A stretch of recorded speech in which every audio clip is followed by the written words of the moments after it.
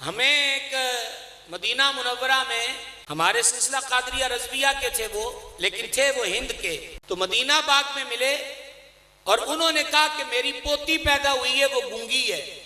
तो मुझे बंबई में किसी ने बताया है कि बाबा साहब की शक्कर अगर उसको खिला दो तो वो बोलने लग जाएगी।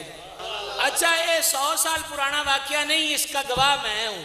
तो वो बंबई के मेमन थे, अब भी माशाल्लाह हयात हैं वो। तो वो जिस दिन भी रोज ही करीब उनसे मुलाकात होती थी, एक ही बात कहते, हजरत हजरत आप बस मुझे थोड़ी सी शक्कर बंबई भेज दो। तो मैंने उनको पार्सल के जरिए शक्कर जो थी हुजूर बाबा साहब के दरबार आलिया की वो भेज दी। अगली बार जब मदीना शरीफ हाजिरी हुई तो फिर उनसे मुलाकात हो गई। तो उन्होंने शुक्रिया अदा किया कि शक्कर मुझे पहुंच गई थी, लेकिन मुझे शुक्रिया से ज्यादा इस बात का इंतजार था कि शक्कर ने किया क्या है। तो उन्होंने बताया कि अल्हम्दुलिल्लाह मेरी जो पोती है वो अब बोलने लग गई है। तो उन्होंने थोड़ी जी खा दी है, आप बुढ़े हो गए खा खा के शक्कर को बाबा साहब ने नाम बोलिया नहीं करो।